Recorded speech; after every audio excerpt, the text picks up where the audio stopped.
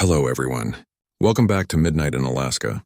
Tonight we journey where most would never dare to set foot, into the frozen ruins of Alaska's abandoned ghost towns. Outposts once alive with ambition and industry, now nothing more than skeletons of timber and iron sinking into silence.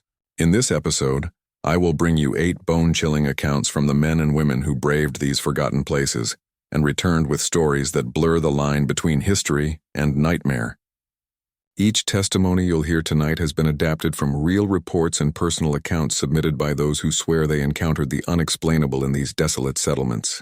Out here, where the northern winds strip everything bare, the divide between the living and the dead seems perilously thin. Phantom miners are said to still labor in tunnels collapsed generations ago. Children's laughter drifts through ruined schoolhouses long emptied of desks and chalk. Doors swing open in buildings where no human hands remain. These are not the embellishments of folklore.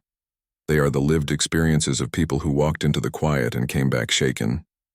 For the privacy and safety of those who entrusted me with their memories, certain names and exact locations have been altered, but the core of each story, the dread, the detail, the strange persistence of the past remains untouched.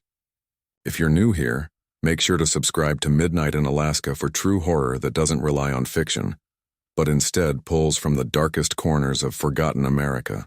And don't forget to hit the notification bell so you never miss when we unearth another collection of chilling tales. Now, settle in. Dim the lights. Wrap yourself in something warm, because what follows will take us into places abandoned by the living, but not by the dead. I've been a mine inspector for 6 years, long enough to know that abandoned shafts are dangerous in ways most people can't imagine. The work isn't glamorous. Hours underground with only headlamps and detectors for company. But someone has to keep these places from becoming death traps for hikers, explorers, or reckless kids. My name is Jake Morrison, and though my job is usually about rocks, beams, and gas levels, there's one inspection that has never left me. It was late October of 2023 when my supervisor called me in. His tone was clipped, uneasy. Reports had surfaced of lights flickering inside the abandoned Kakott copper mine, accompanied by sounds that locals described as hammering and metallic echoes. Some claimed to hear voices too, always between midnight and 3 a.m. The town of Kakott is one of Alaska's most famous ghosts. Once a thriving copper operation in the Wrangell Mountains, it boomed from 1911 until 1938, before vanishing almost overnight when the ore was exhausted. The company left behind not just tunnels and equipment, but an entire community. Stores, a hospital, homes, even a schoolhouse, all of it swallowed slowly by snow and silence. I'd been there twice before on daylight inspections. Both times were routine, though the scale of the deserted mill buildings left me unsettled in broad daylight. But this assignment was different. My supervisor wanted a nocturnal inspection. He paired me with a young geologist named Marcus Chen, fresh out of college, eager, but visibly nervous when we loaded up the truck. By the time we arrived, it was nearly 11 p.m. The last 20 miles were nothing but dirt road, rutted and slick, the kind of track that hadn't seen a grader since Roosevelt was president. As the ghost town came into view, the moonlight gave it a cruel sort of beauty. The jagged peaks loomed high, their shadows crawling across the roofs of the abandoned structures, and the whole place looked drowned in darkness. We parked by the mill. Its windows gaped like sockets in a skull. The air was knife-cold, heavy with the scent of rust and wet stone. We unloaded our gear, gas detectors, floodlights, radios, and structural scanners. Marcus kept fussing with his equipment, double-checking batteries and seals, his unease showing in every jitter of his hands. I told him not to worry. Most likely we'd find loose metal sheets clanging in the wind, or maybe animals nesting where they didn't belong. I didn't admit it, but the reports had me on edge too. At exactly midnight, we stepped into the main shaft. The beam of my headlamp cut a narrow path through absolute black. Inside, the temperature dropped to a steady 38 degrees, cold enough that each breath clouded before our faces. Our boots crunched gravel, the sound bouncing endlessly off rock walls. About 300 yards in, we reached the first junction. This chamber had once served as a checkpoint where miners switched shifts. Multiple tunnels branched away like arteries from a heart. I was setting up gas monitors when Marcus froze. "Do you hear that?" he whispered. At first, I only heard the mine itself. distant drips of water, the creak of ancient timbers shifting under strain, the faint hiss of air slipping through forgotten ventilation shafts. Then I heard it too, a steady metallic clanging. Not random echoes, but rhythmic. Hammer on rock, metal on metal, purposeful. Thermal expansion, I muttered, though I didn't believe it. Beam shift, pipes groan, yes. But this was too precise, too mechanical. Marcus's eyes were wide. There's someone else down here. We followed the sound. It led us down a narrow side tunnel I had never inspected before. Walls raw and uneven, carved by hand tools long before modern drills. My scanner confirmed the supports were old but intact. The deeper we went, the louder the clanging became, and then beneath it, voices. Low murmuring, impossible to make out. My first thought was trespassers. Maybe artifact hunters or urban explorers looking to steal relics. It wouldn't have been the first time. But these voices weren't right. They carried an odd, hollow resonance as if filtered through water or played back on a broken recorder. We rounded a bend and froze. Ahead lay a large chamber. The kind where miners once worked in crews. The tracks for ore carts still stretched across the ground, and the walls bore scars of heavy excavation. But the chamber wasn't empty. It glowed, not with electric light, but with the trembling amber shine of lanterns that should have burned out a century ago. And in that glow moved figures, dozens of them, men in heavy canvas and wool, tools in hand, pickaxes rising and falling with mechanical rhythm. They shouted to one another in that same strange language, their voices echoing unnaturally off the walls. For a moment I thought, reenactment. Maybe some unsanctioned historical society had come in here. But no, the shadows were wrong. They swayed without light sources.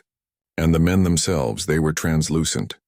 Their bodies shimmered, blurred at the edges as if made of smoke. Marcus gripped my arm so hard I felt it through the jacket.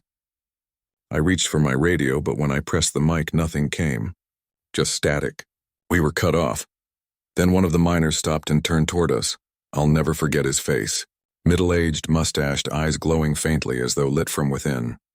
His clothes were authentic to the 1920s. Canvas pants, wool shirt, a leather cap with a carbide lamp. And yet I could see the wall behind him through his chest. He smiled. Slowly. Raised a hand in either greeting or warning. Then he turned back to his work, the pickaxe rising again with a sound that shook my bones. The others never acknowledged us. They labored on, reinforcing beams, loading phantom ore into empty carts, calling instructions in that hollow tongue. Time slipped sideways. I don't know if we watched for minutes or hours. It felt like standing outside of reality. Finally, Marcus tugged my sleeve, urging retreat. I nodded. We backed away, step by careful step, until the bend of the tunnel hid the chamber from view. Then we ran. Neither of us spoke as we hurried toward the surface, lungs burning, hearts hammering. By the time we emerged, dawn was brushing the peaks with pale fire. We had been inside over 6 hours, though it felt far shorter. We drove in silence all the way back. It wasn't until the next day at the office that Marcus finally asked, "What do you think we saw?" I told him the only truth I had. I don't know. No rational explanation fit. The mine had been abandoned since 1938. No reenactments, no scheduled tours, nothing. And whatever we had seen, they hadn't been flesh. I filed the report as uneventful. How could I write what we witnessed? Who would believe me? But privately, I dug deeper. The records were grim. Between 1911 and 1938, at least 37 men died in the Kakott tunnels. Cave-ins, gas, accidents. Many buried in shallow, unmarked graves near the site. I believe we saw them. The midnight shift that never ended. Men condemned to keep working the copper vein long after death. I never went back. Marcus transferred departments within 6 months, claiming surface work suited him better. We never discussed that night again, though sometimes our eyes met across the office, both haunted by what we could never admit aloud. And still, reports come in. Lights glowing from the hills. Metallic clanging at 2 a.m. Tourists who swear they heard voices in the dark.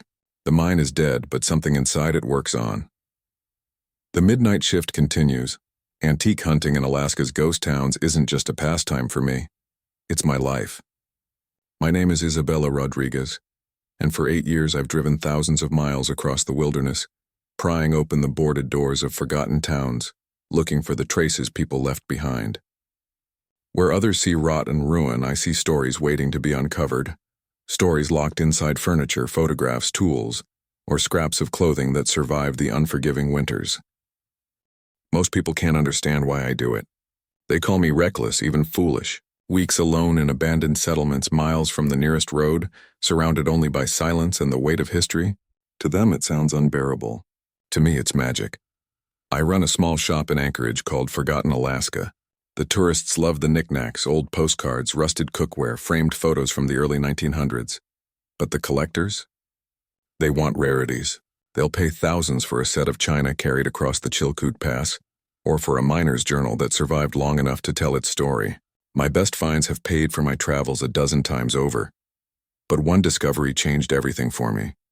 Not because of its value, but because of what came with it. The ghost town of Dia lies near Skagway, a place most Alaskans haven't even heard of. During the Klondike rush of the 1890s, it was a boom town of 8,000 people, bustling with merchants and prospectors. Then the railroad bypassed it, and the whole settlement was abandoned like a half-written sentence. Within a year, Dia went from thriving port to decaying skeleton. The tip came from another dealer, an untouched general store in Dia, still sealed, its contents waiting like a time capsule. If true, it could mean merchandise from the 1890s preserved in pristine condition. A jackpot. It was early September 2023 when I set out. The road to Skagway wound along cliffs and rivers, then narrowed to a mining trail barely wide enough for my truck. When I reached Dia's Valley, mist was curling between the peaks and the ghost town looked like bones scattered across the land. Foundations, collapsed roofs. A pier jutting into the Lynn Canal, broken like a rib, and at the center, the general store. 2 stories of weathered wood, leaning but intact. A peaked roof somehow defying a century of snow. Its front padlock was swollen with rust, but a loose board in the back let me in. The air inside was heavy with age. Dust, leather, faint traces of smoke. Sunlight slipped through cracks, striking shelves lined with rusted tools, broken bottles, and bolts of fabric dulled by time. Upstairs, the proprietor's living quarters stunned me. It was as though the family had walked away yesterday. Furniture, photographs, books still stacked on shelves. Clothes hung neatly in an armoire, the wood warped but sturdy. And behind those clothes, I found it, a wedding dress. It was ivory silk, hand-beaded, lace flowing in patterns that looked alive even in the dim light. The style matched the late 1890s, fitted bodice, sweeping skirt, a train meant to trail across polished wood floors. Yet it was flawless. No yellowing, no tearing, not even dust. I've handled dozens of vintage garments. Silk like this should crumble at a touch, but when I lifted it, it was weightless like air, and when I held it to the window, I swear it moved just slightly, as though stirred by a breeze that wasn't there. That night, back in Anchorage, I laid it out in my workshop.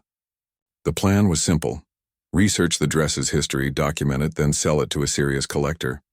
A piece this rare could bring $20,000 easily. But as I photographed it, I saw her in the viewfinder, a young woman, maybe 20, dark hair pinned in 1890s style, eyes wide, face soft and solemn. She stood behind the dress, hand raised as if to touch it. I lowered the camera. She was gone. I raised it again. She was there, reaching. My pulse thudded in my ears. I'd heard stories of haunted objects. I'd laughed them off. Now I wasn't laughing. The days that followed were worse. Every time I worked with the dress, I saw her again. Sometimes in mirrors, sometimes in the corner of my vision, moving between shelves of antiques. And always the dress seemed alive.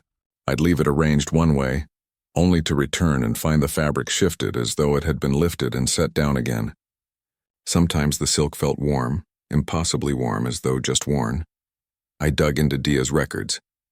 The store had belonged to the Patterson family, Thomas and Margaret, and their daughter Sarah, 19 in 1897. Sarah had been engaged to a prospector named William Hayes. Their wedding was planned for spring of 1899.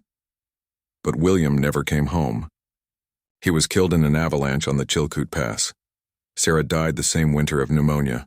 The dress I had found was hers. From that moment, the activity escalated. Photographs scattered overnight as though sifted by invisible hands. Music, soft, tinkling, would drift through the room at midnight. And sometimes faint sobbing filled the workshop, so quiet I thought I was losing my mind. The final night broke me. I was cataloging the dress when the music returned louder this time. Not just notes, but melody like a music box or player piano. I turned and the dress was floating 3 feet off the ground. She was wearing it. Sarah Patterson, translucent but whole, moving in a slow waltz across my workshop floor. The train of the gown glowed faintly, as if catching light from another world. Her face was sorrow itself, but graceful. She looked at me, her lips parted. "I never got to wear it," she whispered. "I never got to dance at my wedding." Then she turned away, spinning once, twice before fading. The dress collapsed gently back onto the bench. I drove it back the next morning. Packed it in tissue, placed it in its box, carried it up the sagging stairs of Dia's general store. I returned it to the armoire just as I'd found it. As I stepped outside, the wind rose. I swear I heard a voice, her voice, soft, grateful. "Thank you, I haven't spoken of it to anyone since." Some objects aren't meant to be sold. Some belong to the past, bound to the sorrow that made them. And in Dia, in that forgotten valley, Sarah Patterson's dress still waits, perfect, untouched, suspended in silence. Locals say that on the quietest nights, if the wind carries just right, you can hear music drifting down from the ruins, the echo of a wedding dance that never was. Growing up, my grandfather filled my childhood with stories about the Alaska Railroad. He would sit by the fire on long winter nights, his hands rough with age, his voice low and steady, describing the years when the rails were the only lifeline connecting scattered towns to the wider world. He was a conductor for 37 years, guiding trains through mountains that rose like stone walls and across valleys that swallowed men whole. He talked about avalanches that came without warning, bridges that groaned under impossible weight, and nights when the whistle echoed for miles across frozen tundra. Those stories never left me. My name is Marcus Washington, and I am 24 years old. Unlike my grandfather, I never wore the uniform or punched a ticket. But trains became my obsession. I collect rare timetables and oil lanterns, sketch forgotten routes, and spend weekends chasing the remains of rusted tracks across this land. That obsession led me to McCarthy in October 2023, when the days grew short and the air carried the sharp bite of oncoming snow. McCarthy is not just remote, it is the end of the road. The Copper River and Northwestern Railway carved its way here in the early 1900s, a steel artery carrying copper ore from the Kakott mines to the port in Cordova. When the mines closed in 1938, the lifeline was severed. Nearly 200 miles of track, tunnels and bridges were abandoned to storms and silence. Rails were torn up for scrap, trestles rotted, and entire sections disappeared under alder thickets. Yet fragments remain, haunting reminders of a forgotten empire, and near McCarthy those fragments still whisper. The journey itself tested my nerves. The McCarthy Road is 60 miles of potholes, sagging one-lane bridges and washouts that make you wonder if you've lost the trail entirely. By the time I rattled into the small community, gray clouds hung low over the Wrangell Mountains. McCarthy has perhaps 25 year-round residents, hardy souls who live where most people would never dare. I had arranged a bed and breakfast with a woman named Rose Delano. Silver-haired, her face lined by decades of Alaskan winters, Rose welcomed me with warmth.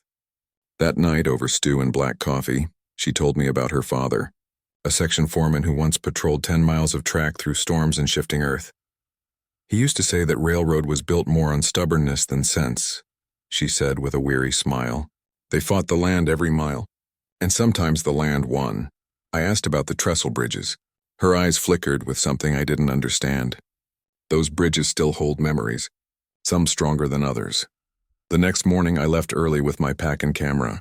My destination was a trestle bridge 3 miles from town, a skeleton of timber spanning a gorge that swallowed light. The hike carried me through dense spruce, the old railroad bed still visible in faint scars of grading and ditches. Ravens circled above, their cries harsh in the silence. I imagined crews a century earlier hacking through this wilderness with hand tools and mule teams, laying track across a land that resisted every nail. When I reached the gorge, I froze. The trestle still clung to the cliffs, massive beams arranged in impossible geometry.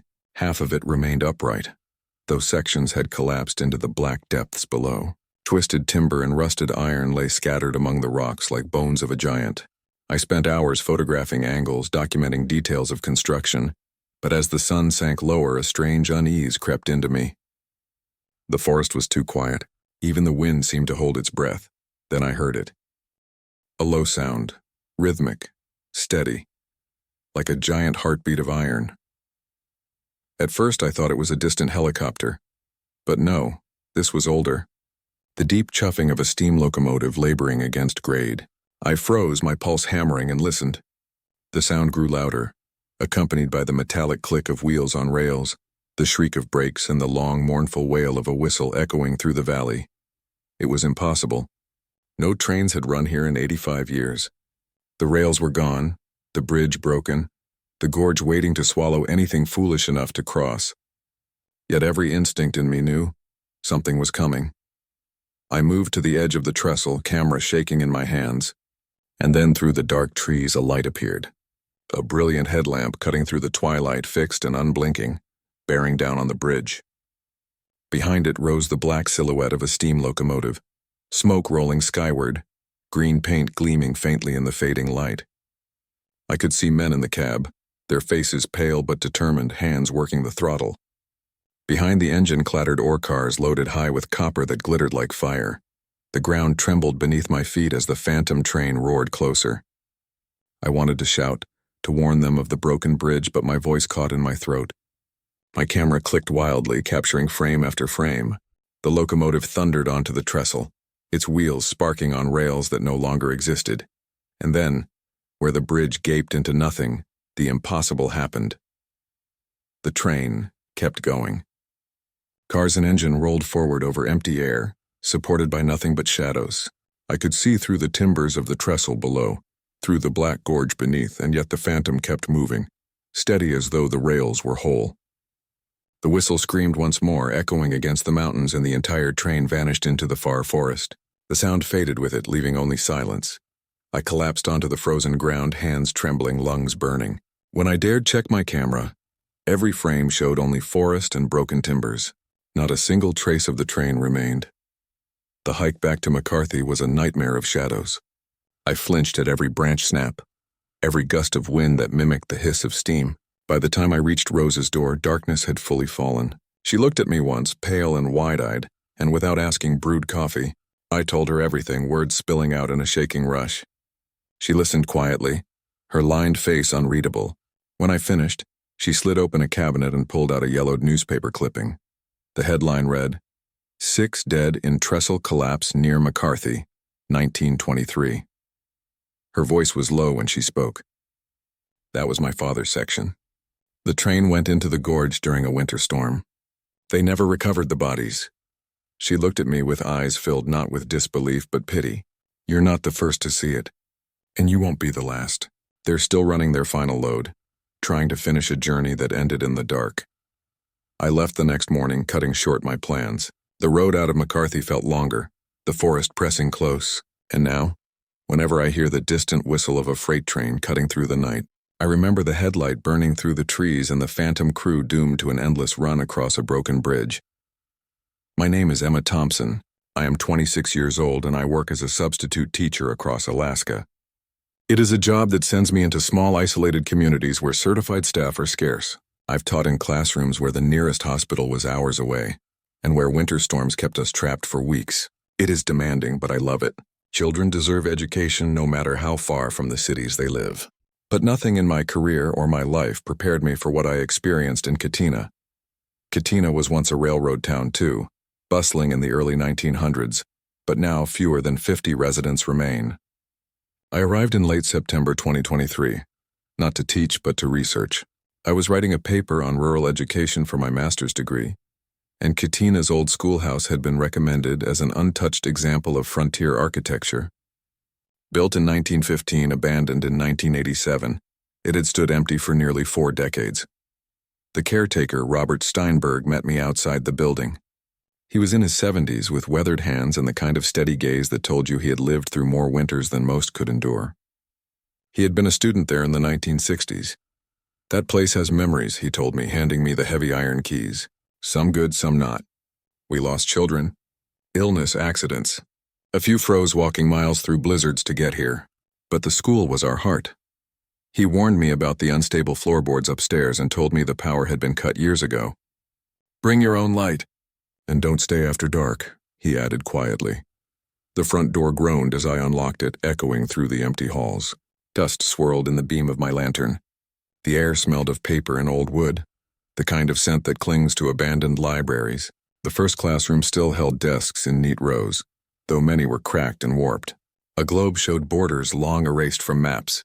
Chalk writing lingered faintly on the blackboard, names of children now grandparents or gone entirely. The second classroom had a piano, keys yellowed, strings broken, but one note still worked, sharp and lonely. I began my documentation, photographing every corner, taking careful notes. The building was a time capsule, but as I worked, a sound reached me, a faint tapping like small fingers drumming on wood. I turned, but the room was empty. I told myself it was just the building settling. Hours passed. The light outside faded. I knew I should leave, but I wanted one more pass through the classrooms. That was when I heard it, soft laughter. A child's laugh, faint but unmistakable, echoing down the hallway. My lantern flickered. I stepped into the hall, calling out, "Hello, is someone here?" My voice sounded too loud, too eager. Only silence answered. In the principal's office, papers lay scattered on the floor as though disturbed. My notes tell me I froze then, heart pounding because I had left that office neat.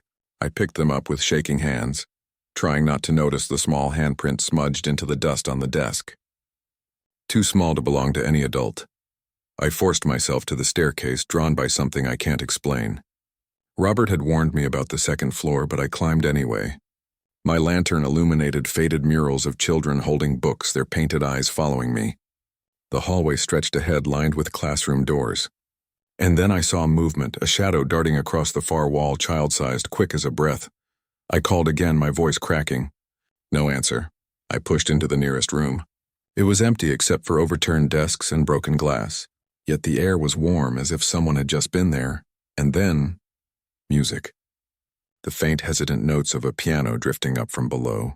My chest tightened. I had tested that piano. Its strings were broken. The music rose, halting at first, then forming the shape of a children's song, one I remembered from my own school days. I fled down the stairs, lantern swinging wildly. In the classroom, the piano was empty, its keys unmoving. But on the blackboard, where there had been only chalk dust, fresh words had appeared in shaky handwriting. Stay and play. I left my equipment behind. I ran from the schoolhouse into the night, gravel crunching under my boots, the town silent around me. Robert was waiting by his truck as if he had known. When he saw my face, he only nodded. "You heard them, didn't you?" he asked. His voice was calm, but his eyes carried sorrow. I couldn't answer. He took the keys gently from my hands. "They're still in there. The ones who never made it home." I drove out of Chitina before dawn, my research abandoned. My notes end there, unfinished. I could not bring myself to return. But even now, when children's laughter carries faintly on the wind, I remember the blackboard message, and I know the schoolhouse still waits, holding on to the voices of the young who never left its walls. Some stories remain tethered to the land long after the people are gone, a train running its final journey across a broken bridge, a schoolhouse echoing with laughter of children who never grew up. In Alaska, the past is never entirely past. It lingers in the forests, in the mountains, in the silence between heartbeats, waiting for anyone who dares to listen. As the afternoon thinned to that gray Alaskan hush, I decided to risk the second floor. Robert's warning about the board stuck with me, so I tested each tread with the heel of my boot, easing up the narrow staircase with my lantern held low. Some planks flexed and whispered, but the frame felt sound. Old bones. Still holding. The upper level opened into an auditorium, a small stage at one end, rows of wooden benches in the kind of straight, honest lines you don't see anymore. I was framing the proscenium in my viewfinder when the first bell rang. A school bell. Deep bronze and sure of itself. Measured strikes I'd have sworn were summoning children to class. But Robert told me the bell had been removed years ago, carted off to a museum in Anchorage. And the tower outside? Empty. I waited for wind to explain it away. The air didn't move. The bell spoke again, 3 short. Too long. End of day. An old signal returned to a building that had no right to carry it. By the third peal, other sounds bled through. Chairs scraping across wood, paper rustling, the burst and tumble of children's voices. The noise came from the classrooms below. I descended, quiet on the stairs, heart marching out of rhythm. In the hallway, the voices clarified. Higher pitches, excited chatter. Words surfaced as if from a muddy stream. Homework, recess, Miss Anderson. I edged to the first doorway and leaned into the frame. The room was alive. 20, maybe 25, children filled the space, first graders to eighth graders. The girls wore simple dresses. The boys had knickers and suspenders. Their shoes were scuffed, the kind made for walking miles over rutted roads. At the front, a woman in her 30s, hair-pinned, blouse white, skirt modest, wrote on the board in a looping, patient hand. She looked like she had stepped out of a black and white photograph into the color of my afternoon. They were solid, not fog or light. Real, until they weren't. It took me a full minute to understand the wrongness. Sun poured through tall windows, smearing gold across desktops, chalk trays, the worn floorboards. But the children cast no shadows. They existed where light didn't reach. The teacher looked up and our eyes met. Kind eyes, a smile born of habit and genuine care. When she spoke, her voice carried like a bell itself, full and steady, the voice of someone who has learned how to hold an entire room. Class is dismissed for today, she said, but she never took her eyes off me. Finish your arithmetic for tomorrow. And bundle up. Winter's early this year. Books closed. Coats were shrugged on. Little hands found hats and mittens. They filed past me in two neat lines close enough for me to feel it. A moving ring of cold around each small body, as if the air froze just for them. A few looked up, curious but unafraid. One girl stopped, 8 maybe, with blonde braids and a red wool coat bright as a berry against the gloom. She tugged my sleeve, and when I bent down, her voice arrived as if traveling a long corridor. Are you our new teacher? Miss Anderson's been waiting for someone to help with the upper grades. There's so many of us now. We all want to learn. I couldn't answer.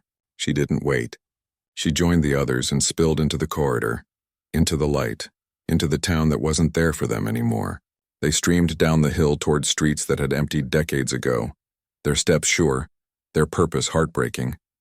Miss Anderson was last to leave. She paused beside me on the front steps, gaze sweeping the scattered roofs and skeletal storefronts. We have been waiting so long for the school to reopen, she said softly. The children miss their lessons. They keep coming back, hoping for teachers, for books, for proper classes again. She turned to me. Sadness sat behind her eyes, braided tight with hope. Will you stay and teach them? They deserve to finish what they started, to learn what they were meant to learn before. She stopped. Before what? The word hung like frost between us. Then she gave a small, grateful smile, the kind you offer a stranger when you both understand the rules of a place, and walked after her students, vanishing around a corner that led to nowhere but memory. That evening, I returned the keys.